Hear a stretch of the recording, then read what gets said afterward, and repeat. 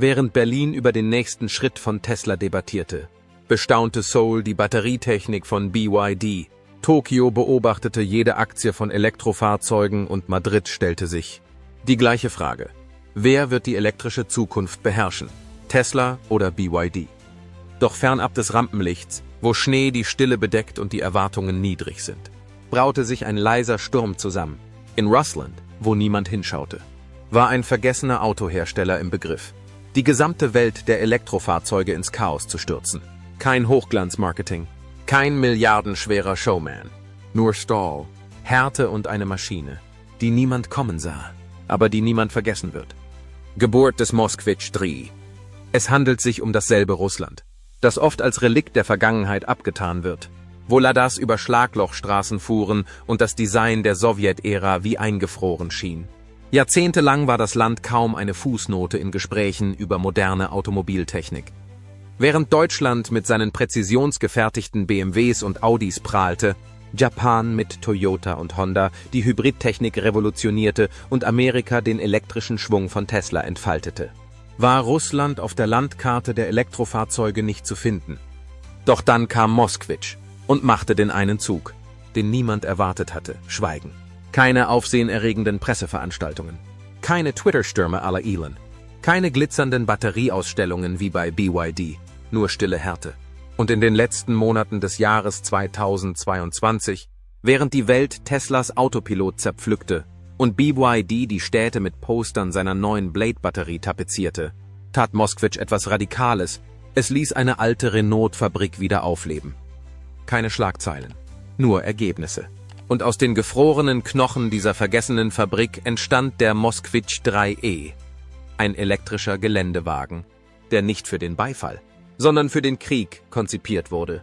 Keine Spielerei auf Rädern, sondern eine Maschine, die mit der Widerstandsfähigkeit von russischem Stahl und der Mentalität eines Mechanikers gebaut wurde, der weiß, dass jede Schraube wichtig ist. Der Moskvitch 3E ist nicht hier, um mit Laserscheinwerfern oder sprachgesteuerten Yoga-Modi zu beeindrucken.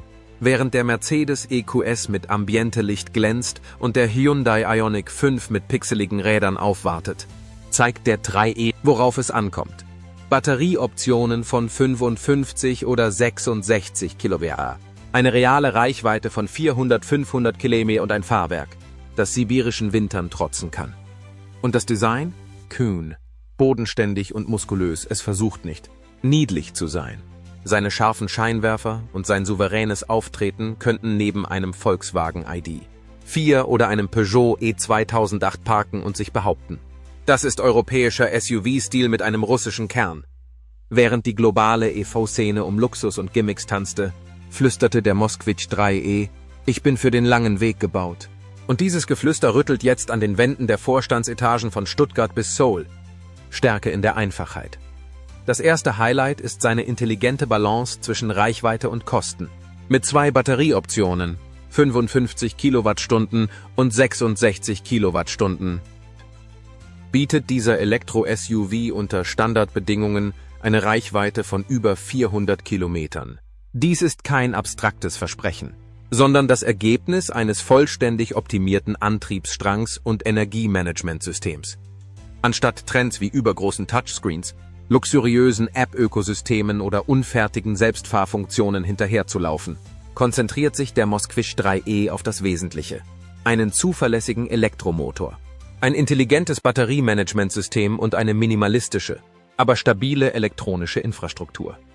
Der Motor leistet rund 150 PS, mehr als genug für den Stadtverkehr und immer noch stark genug für unwegsames Gelände. Die Batterie ist durch eine zweischichtige Konstruktion mit Frostschutzmaterial und aktiver Wärmeregulierung geschützt. Ein wichtiges Merkmal, um die harten russischen Winter zu überstehen. Der Moskvitch 3E ist auch ein Symbol für weniger ist mehr. Seine Kabine mag nicht auffällig sein, aber sie enthält alle wesentlichen Annehmlichkeiten. Einen 10 Zoll Zentralbildschirm, ein digitales Kombi-Instrument, eine 2-Zonen-Klimaautomatik und beheizbare Sitze. Vor allem aber ist alles auf hohe Haltbarkeit und einfache Wartung ausgelegt und eignet sich sowohl für städtische Gebiete als auch für abgelegene Regionen, in denen der Service eingeschränkt sein könnte. Was den Moskvitch 3E wirklich auszeichnet, ist seine russische DNA. geboren unter Bedingungen, wo Schnee, Eis und raue Straßen zum Alltag gehören. Das Fahrzeug ist auf einem verstärkten Stahlchassis aufgebaut und mit einer Mehrlenker-Hinterradaufhängung ausgestattet, die es ihm ermöglicht, über unwegsames Gelände zu gleiten und dabei den Komfort zu erhalten. Das Batteriegehäuse ist mit einer Stahlpanzerung versehen, um Stößen und extremen Witterungsbedingungen standzuhalten. Und schließlich sind seine Produktionsgeschwindigkeit und Effizienz bemerkenswert. Während viele Hersteller noch mit futuristischen Gigafabriken experimentieren oder auf eine milliardenschwere Infrastruktur angewiesen sind, wurde der Moskvich 3E innerhalb weniger Monate in einer umfunktionierten Renault-Fabrik zum Leben erweckt. Seine halbautomatischen Montagelinien konzentrieren sich auf kritische Komponenten und minimieren die Betriebskosten. Dies ist nicht nur eine technologische Strategie, es ist ein praktischer Ansatz, um Elektrofahrzeuge in die Hände von Menschen zu bringen, ohne dass diese sich verschulden müssen. Der Moskvich 3E hat nicht den Anspruch, die Welt zu verändern. Aber gerade weil er nicht im Rampenlicht steht, bietet er etwas Bodenständigeres, ein robustes, praktisches Elektroauto, das bereit ist, den Fahrer durch jede noch so schwierige Situation zu begleiten, vom Zentrum Moskaus bis zu den vereisten Straßen Sibiriens. Russlands Erklärung an die Welt. Russland kündigt den Rückzug an, nicht aus dem Ehrgeiz, sondern aus der Abhängigkeit. Und der Moskvich 3E ist mehr als nur ein Auto. Es ist ein leiser Donnerschlag. Eine Erklärung, die nicht durch Pressekonferenzen oder Propaganda, sondern durch Technik abgegeben wird. In einer Welt, die erwartet, dass Russland von der globalen industriellen Bühne verschwindet, ist dieser elektrische Geländewagen die Antwort: Wir sind nicht verschwunden. Wir bauen wieder auf, zu unseren eigenen Bedingungen. In den Jahren nach dem Ukraine-Konflikt hat die westliche Welt schnell gehandelt, um Russland zu isolieren. Wellen von Sanktionen trafen die russische Wirtschaft, erstickten Importe, unterbrachen Lieferketten und verdrängten Hunderte von ausländischen Unternehmen. Der Automobilsektor war mit am stärksten betroffen. Einst brummten die Fabriken von Renault, Nissan und Volkswagen. Jetzt sind sie still. Kritiker sagten, Russlands Industriemotor sei ins Stocken geraten. Aber was sie nicht erwartet hatten, War, dass dieses Schweigen keine Niederlage war, es war eine Neukalibrierung. Während das Silicon Valley futuristische Prototypen zu horrenden Preisen vorstellte und Ostasien die Welt mit automatisierten Fabriken verblüffte, wandte sich Russland nach innen. Nicht, weil sie es wollte, sondern weil sie es musste. Ohne externe Hilfsmittel wandte sich das Unternehmen an seine eigenen Leute, seine alten Anlagen und seine eigenen Ingenieure. Aus dieser erzwungenen Selbstständigkeit entstand der Moskvich 3E, nicht nur ein Auto, sondern eine Neuerfindung des Zwecks. Moskvich 3E ist die Verkörperung der russischen Ingenieursphilosophie. Einfachheit, Langlebigkeit und Leistung unter Druck. Er verspricht weder Luxus noch künstliche Intelligenz. Aber er verspricht etwas viel Wertvolleres: Unabhängigkeit. Sein Stahl, seine Batterien, seine Systeme, alles wird ohne Abhängigkeit vom Westen oder China zusammengebaut. Jeder Kilometer, den es fährt, ist ein Beweis dafür, dass auch eine sanktionierte Wirtschaft innovativ sein kann. Der Rückzug Russlands aus den globalen Lieferketten ist kein Rückzug, sondern eine Neudefinition. Der Moskvich 3E wurde in einer Nation geboren. Der Mensch sagte, sie können nicht mithalten. Und doch steht es hier: elektrisch, funktionell und verfügbar. Er braucht weder die neuesten amerikanischen Chips noch japanische Fließbänder. Er gedeiht im sibirischen Schnee, auf kaputten postsowjetischen Straßen und in einem Klima, in dem die meisten Elektroautos scheitern würden. Es geht nicht nur darum, die Software von Tesla, die Batteriechemie von BYD oder die mechanische Leistung von Toyota in Frage zu stellen. Es geht darum, einen Weg in die Zukunft zu finden, einen Weg, der nicht mit Fanfaren, sondern mit Entschlossenheit beschritten wird. Während westliche Wirtschaftsmächte den Zusammenbruch der russischen Industrie vorhersagen, kontert Moskvich 3E mit etwas, das schwerer zu messen, aber unmöglich zu ignorieren ist: Widerstandsfähigkeit. Und nun schallt eine neue Botschaft von den Straßen Moskaus zum Rest der EV-Welt. Dies ist kein westliches Rennen mehr. Der Aufstieg des Moskvich 3E signalisiert den Beginn einer multipolaren industriellen Ära. Eine, in der die Zukunft der sauberen Mobilität nicht nur von Silicon Valley oder Shenzhen diktiert wird, sondern auch von denen, die bisher außen vor waren.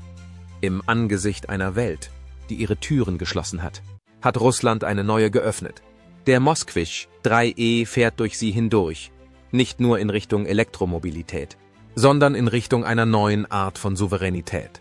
Eine Souveränität, die von der Notwendigkeit angetrieben wird, die durch Isolation abgehärtet ist und die von der Überzeugung angetrieben wird, dass wahre Innovation nicht in der Bequemlichkeit, sondern in der Krise geboren wird. Und so wird jede Umdrehung der Räder des Moskwisch 3E zu einer stillen Revolution. Im Schatten der Sanktionen und inmitten des Widerhalls des wirtschaftlichen Drucks hat Russland geschafft, was nur wenige für möglich hielten. Es hat ein zukunftsweisendes Fahrzeug gebaut, nicht trotz, sondern wegen seiner Isolation. Tesla, BYD, Toyota, siehst du zu? Die Alarmglocken läuten nicht mehr nur, sie schrillen in den Vorstandsetagen von Tesla, BYD und sogar Toyota. Jahrelang saßen diese Giganten auf der Spitze des Elektrofahrzeugbergs und dominierten jeweils in ihrem eigenen Bereich. Tesla beherrschte das Reich der Spitzentechnologie und des Markenprestiges. BYD definierte mit Innovationen wie der Blade Battery die Batterieeffizienz neu. Und Toyota, der stille Koloss, konzentrierte sich auf unübertroffene Zuverlässigkeit und Hybridbalance. Doch jetzt taucht aus dem Schatten Moskaus das Moskwisch 3E auf, und es nimmt einen Thron nach dem anderen ins Visier. Nehmen wir Tesla. Niemand kann seine Softwarefähigkeiten und seinen Vorsprung bei der weltweiten Attraktivität von Elektrofahrzeugen leugnen. Aber diese Stärke hat sich langsam zu einem zweischneidigen Schwert entwickelt. Teslas Fokus auf selbstfahrende Autos, fortschrittliche Infotainment-Systeme und Premium-Funktionen hat dazu geführt, dass Millionen von Menschen auf der Strecke bleiben. Ein Model Y oder Model 3 mag ein Statussymbol sein, aber nicht praktisch. An dieser Stelle dreht Moskwisch das Drehbuch um. Das 3E richtet sich nicht an Technikenthusiasten, sondern an alltägliche Fahrer, die Zuverlässigkeit und keine Abhängigkeit von Autopilot-Updates wünschen. Seine Botschaft ist einfach: keine Ablenkung, nur Distanz und Haltbarkeit. Und dann ist da noch BYD, der Battery Innovator. Ihre Blade-Batterie verblüffte die Branche mit ihrer thermischen Stabilität und ihrem kompakten Design. Doch trotz all dieser Technologie hat BYD immer noch Probleme, die Preise so niedrig zu halten, dass sie für die breite Masse zugänglich sind. Der Moskwisch 3E erhebt nicht den Anspruch, die Technik von BYD zu übertreffen. Stattdessen erfüllt er die gleichen Leistungsmaßstäbe in Bezug auf Reichweite und Zuverlässigkeit mit Batteriepaketen, die wesentlich günstiger sind. Es ist eine neue Art von Gleichgewicht, das eine solide Reichweite ohne Preisaufschlag bietet. BYD mag den Innovationsvorsprung haben, aber Moskwisch hat den Code für die Erschwinglichkeit geknackt. Und jetzt ist Toyota der Goldstandard für mechanische Belastbarkeit. Toyotas Hybride werden für ihre jahrzehntelange Lebensdauer bei minimalem Wartungsaufwand gelobt. Toyota hat jedoch gezögert, sich voll und ganz auf die Batterieelektrik einzulassen, da man Kompromisse bei der Haltbarkeit befürchtete. Hier hat sich der Moskwisch 3E durchgesetzt. Der 3E wurde für die brutalen Winter und die unbefestigten Straßen Russlands gebaut und verbindet die Einfachheit der Elektrik mit der Robustheit der alten Schule. Er trägt zwar nicht die Toyota-Plakette, aber seine Fähigkeit, extremen Bedingungen standzuhalten, würde in jedem japanischen Entwicklungslabor Respekt verdienen. Während Tesla mit milliardenschweren KI-Labors glänzt, BYD die Grenzen der Batteriechemie ausreizt und Toyota mit Hybriden langfristig in die Defensive geht, hat der Moskwisch 3E etwas Radikales getan. Er hat die Elektroautos auf den Boden der Tatsachen zurückgeholt. Keine überzogenen Versprechungen, keine Marketing-Spektakel, nur ein solider SUV, der eine reale Reichweite, ein geradliniges Design und einen geringen Wartungsaufwand zu einem Preis bietet, den sich der Durchschnittsarbeiter tatsächlich leisten kann. Und genau aus diesem Grund schlagen Branchenanalysten Alarm. Der Moskwisch 3E ist nicht einfach nur ein weiterer elektrischer Geländewagen, er ist eine Neukalibrierung dessen, was der Elektromarkt für möglich gehalten hat. Ein Fahrzeug, das nicht aus den Träumen des Silicon Valley oder den Technologieparks von Shenzhen stammt, sondern aus dem kalten Asphalt und den realen menschlichen Bedürfnissen. Tesla, BYD und Toyota müssen sich jetzt eine unbequeme Frage stellen: Was passiert, wenn der leiseste Spieler das vernünftigste Auto baut? Denn jetzt ist eine erschwingliche, starke und zuverlässige elektrische Fahrt keine Zukunftsvision mehr. Sie ist russische Realität. Und sie ist bereits auf der Straße. Moskwisch 3E, Eine spielverändernde Formel, die sich in Einfachheit versteckt. Die wahre Stärke des Moskvich.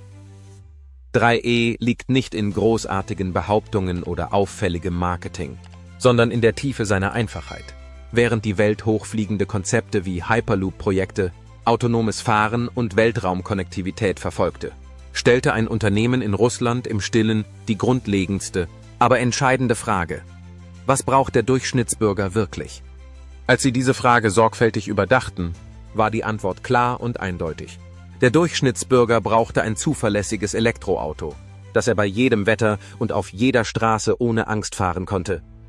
Sie brauchten ein Auto mit erschwinglichem Service, das eisigem Schnee, sengender Hitze, unwegsamem Gelände und starkem Stadtverkehr standhalten konnte. Und vor allem brauchten sie ein Elektroauto, das sie nicht zur Aufnahme eines Bankkredits zwingen würde. Der Moskvich 3E wurde entwickelt, um eine präzise, praktische und direkte Antwort auf diese Bedürfnisse zu geben. Dieses Auto hat sich die praktische Leistung auf die Fahnen geschrieben, ohne sich zu verstellen oder unnötigen Hightech-Lärm zu verursachen. Seine technischen Daten spiegeln diese Philosophie wider.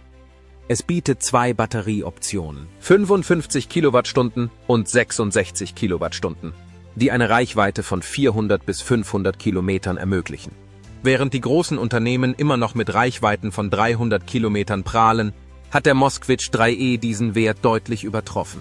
Was das Aufladen betrifft, übertrifft dieses Auto die Erwartungen. Mit der Unterstützung für DC-Schnellladung kann der Moskvich 3E in nur 30 Minuten 80% Ladung erreichen. Das bedeutet, dass man bei langen Fahrten nicht mehr stundenlang anhalten muss, um aufzuladen. Was die Motorleistung betrifft, so verfügt er über einen robusten Elektromotor mit 193 PS, der ein sofortiges Drehmoment liefert. Früher galten Elektroautos als langsam und träge, aber der Moskvich 3E beschleunigt in nur 8 Sekunden von 0 auf 100 Kilometer pro Stunde und kann damit mit jedem europäischen Hochleistungsfahrzeug mithalten. Was das Design betrifft, macht der Moskvich 3E keine Kompromisse. Mit seiner SUV-Form bietet er eine hohe Bodenfreiheit, einen kühnen Auftritt und ein modernes, kantiges Design, das nicht nur robust aussieht, sondern auch eine starke Präsenz auf der Straße zeigt.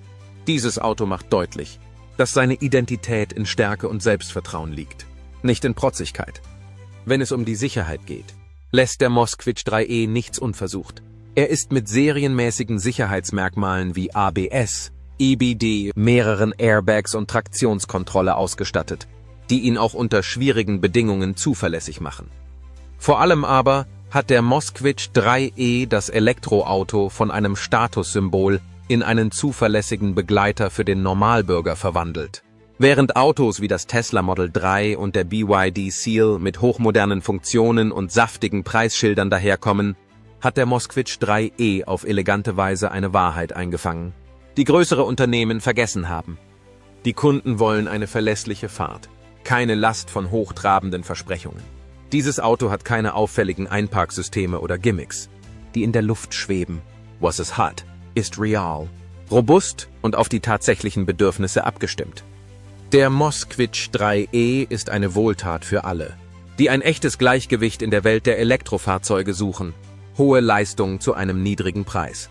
Tiefe in der Einfachheit und echte Zuverlässigkeit jenseits des oberflächlichen Blitzes. Aus diesem Grund ist der Moskvich 3E zu einer neuen Welle geworden, die selbst die größten Namen der Elektroautoindustrie zwingen könnte, ihre Strategien zu überdenken. Die große EV-Kluft. Der Markt für Elektroautos ist in heller Aufregung. Auf dem Markt für Elektroautos herrscht derzeit große Aufregung.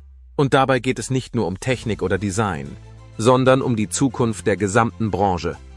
Der Markt für Elektrofahrzeuge hat sich eindeutig in 2 Lager gespalten. Auf der einen Seite stehen Unternehmen, die sich ausschließlich auf Luxus-Elektroautos konzentrieren. Fahrzeuge, die mit Hightech ausgestattet sind, deren Preis in die Millionen geht und die für die wohlhabende Elite gebaut werden. Auf der anderen Seite stehen Unternehmen, die versuchen, Elektroautos der breiten Masse zugänglich zu machen, die aber oft nicht die richtige Balance finden. Einige gehen Kompromisse bei der Qualität ein, während andere die Preise in die Höhe treiben. Aber der Moskvich 3E hat das Spiel völlig verändert.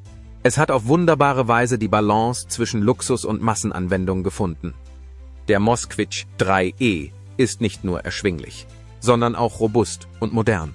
Seine Robustheit, seine langlebige Konstruktion und sein günstiger Preis machen ihn zu einem Paket, das man kaum noch ignorieren kann. Deshalb sagen Analysten jetzt ganz offen, dass, wenn Moskvich seine Produktion effektiv skaliert und die internationalen Exporte geschickt ausbaut, dieses eine Auto die Dynamik der gesamten Elektroautoindustrie neu gestalten könnte. In Schwellenländern wie Indien, Afrika, Südamerika und Osteuropa, wo die Nachfrage nach Fahrzeugen wie dem Moskvich 3E sprunghaft ansteigen könnte, passt das Auto perfekt zu den lokalen Bedürfnissen. Wenn diese Chance richtig genutzt wird, könnte sie eine echte Bedrohung für Giganten wie Tesla und BYD darstellen. Bedenken Sie dies. Während Unternehmen wie Tesla selbst ihre Basismodelle für 40 bis 50 Lach-Rupien verkaufen und BYDs Mittelklasse-Elektroautos über 30 Lach kosten, bietet der Moskvich 3E, ein Fahrzeug in SUV-Größe mit einer Reichweite von über 400 Kilometern und russischer Haltbarkeit für rund 20 Lach. Wenn ein durchschnittlicher Kunde die Wahl hat, ein Vermögen für ein teures Auto auszugeben oder ein zuverlässiges, robustes Elektroauto mit großer Reichweite zum halben Preis zu bekommen, wird er sich dann auf die Marken stürzen? Wahrscheinlich nicht. Das ist die eigentliche Gefahr. Das ist der grundlegende Wandel, der sich langsam abzeichnet. Tesla und BYD werden nun nicht mehr nur über die Technologie konkurrieren müssen, sondern auch über das Gleichgewicht von Preis und Nutzen. Wenn Erschwinglichkeit und Zuverlässigkeit auf einem Markt zusammentreffen, fallen die Kunden nicht auf schrille Markenversprechen herein. Sie schauen auf den tatsächlichen Wert des Produkts. Der Moskvich 3E hat sich diese Psychologie geschickt zunutze gemacht und entwickelt sich deshalb still und leise zu einem aufsteigenden Sturm. In den kommenden Jahren, wenn die Geschichte des Elektromarktes neu geschrieben wird, wird man sich an den Moskvich 3E als den Namen erinnern, der eine Ära erschwinglicher, robuster und zuverlässiger Elektrofahrzeuge einleitete. Das EV-Schlachtfeld im Wandel. Wenn künftige Historiker die Geschichte der Elektrofahrzeugrevolution schreiben, beginnen sie vielleicht mit dem Silicon Valley und den Batterielabors in Shenzhen. Aber irgendwo in der Mitte dieser Erzählung, vielleicht unerwartet und vielleicht mit einem Hauch von Überraschung, werden sie innehalten und etwas anderes zur Kenntnis nehmen müssen. In einem der politisch und wirtschaftlich angespanntesten Momente der modernen russischen Geschichte rollte eine leise, aber eindrucksvolle Maschine aus einer alten Moskauer Fabrik, die Moskvich 3, und mit ihr wurde eine neue Richtung geboren. Wenn man sich die heutige Elektroautolandschaft anschaut, ist sie nichts weniger als ein globales Schachbrett. Tesla beherrscht immer noch das Brett, besonders in den US und Europa, in Ländern wie Deutschland, wo Innovation und Automobilbau eine lange Tradition haben, sind die Tesla-Modelle zu Prestigesymbolen geworden, zu technikbegeisterten Statussymbolen für diejenigen, die die Zukunft suchen. Das Model 3 gleitet durch Berlins Start-up-Viertel, das Model Y steht stolz in Münchens Einfahrten. Doch die Dominanz von Tesla ist nach wie vor an den Premiumpreis gebunden, der viele potenzielle Fahrer vom Kauf ausschließt. Auf der anderen Seite des Globus, in Südkorea, bauen Hyundai und Kia ihr eigenes EV-Erbe auf. Die Modelle der Ioniq-Reihe und des EV6 zeichnen sich durch ein durchdachtes Design und eine praktische Handhabung aus, für die die südkoreanische Ingenieurskunst bekannt ist, schlank, zuverlässig und zunehmend zugänglich. Aber selbst dort lassen die hohen Batteriekosten und die weltweiten Lieferengpässe Lücken für etwas Bodenständigeres, Erreichbareres. In Spanien, einem Land mit sonnenverwöhnten Straßen und einem wachsenden Appetit auf nachhaltige Mobilität, nimmt die Verbreitung von E-Fahrzeugen stetig zu, bleibt aber aufgrund der Kosten und der Ladeinfrastruktur langsam. Familien in Madrid oder Valencia sind nicht immer auf der Suche nach der angesagtesten Marke. Sie wollen etwas, das funktioniert, das lange hält und für das sie keine zweite Hypothek aufnehmen müssen. Der Moskvich 3E mit seinem praktischen Preis und seinem robusten Design könnte hier einen Nerv treffen. Nicht mit lauter Werbung, sondern mit stiller Verlässlichkeit. Und dann ist da noch Japan, das Land von Toyota, wo Hybride seit Jahrzehnten die Oberhand haben. Der japanische Verbraucher vertraut Marken, die auf Langlebigkeit und geringen Wartungsaufwand Wert legen. Toyotas vorsichtiger Schritt in Richtung Elektroautos hat ein Fenster offen gelassen. Wenn der Moskvich 3E seine Zuverlässigkeit in eisigen Wintern und auf unwegsamem Gelände unter Beweis stellen kann, könnte er sich den Respekt verdienen, den keine Marketingkampagne kaufen kann. Im Gegensatz zu diesem komplexen, globalen Tanz hat das chinesische Unternehmen BYD ein brillantes Spiel mit der Größe gespielt. Sein Einfluss auf das mittlere und untere Segment der Elektrofahrzeuge ist unübertroffen. Von Shenzhen bis Santiago, von Bangkok bis Barcelona, die erschwinglichen Modelle von BYD finden immer mehr Anhänger. Doch trotz des Durchbruchs bei den Batterien und der aggressiven Preisgestaltung ist BYD in einigen Märkten immer noch skeptisch, was die langfristige Haltbarkeit und die Designneutralität angeht. Gerade hier könnte eine robuste, nüchterne russische Alternative erfrischend ehrlich wirken. Der Moskwish 3E kommt nicht mit einem Hype daher, sondern mit dem Klang von Rädern, die sich auf echten Straßen drehen. Er jagt nicht dem Ruhm hinterher, er liefert die Härte. Er erzählt die Geschichte eines Landes, das, obwohl es teilweise von den Weltmärkten abgeschnitten ist, beschlossen hat, nicht auf Hilfe zu warten. Und wenn es Russland gelingt, dieses Modell in die internationalen Ausstellungsräume zu bringen, könnte es den Elektroautosektor ernsthaft aufrütteln. Denn die Wahrheit ist, dass der Markt für Elektrofahrzeuge reift. Die Verbraucher auf der ganzen Welt, von den Autobahnen in Deutschland bis zu den Gassen von Seoul, von den Küsten Spaniens bis zu den Autobahnen von Osaka, werden immer klüger und pragmatischer. Sie glauben nicht mehr nur an Markenmythen. Sie fragen, wie weit kann ich mit einer Ladung fahren? Wie oft wird es kaputt gehen? Kann ich es mir leisten, ohne meine Ersparnisse zu opfern? Das Unternehmen, das diese Fragen am besten beantwortet, wird die Zukunft gestalten. Tesla und BYD sind immer noch an der Spitze, aber der Wind hat sich gedreht. Und wenn ein Newcomer wie Moskwish, geboren aus dem Kampf, geschmiedet in Eigenständigkeit, seinen Rhythmus auf der globalen Bühne findet, wird die Geschichte der E-Fahrzeuge nicht mehr nur davon handeln, wer das Rennen gemacht hat. Es wird darauf ankommen, wer es für alle fertigstellt. Wenn diese Geschichte Ihre Neugierde geweckt hat, vergessen Sie nicht, dieses Video zu liken, es zu abonnieren, um weitere Einblicke in die Zukunft der Mobilität zu erhalten und die Glocke zu drücken, damit Sie kein Update verpassen. Vielen Dank fürs Zuschauen und wir sehen uns auf dem Weg, der vor uns liegt.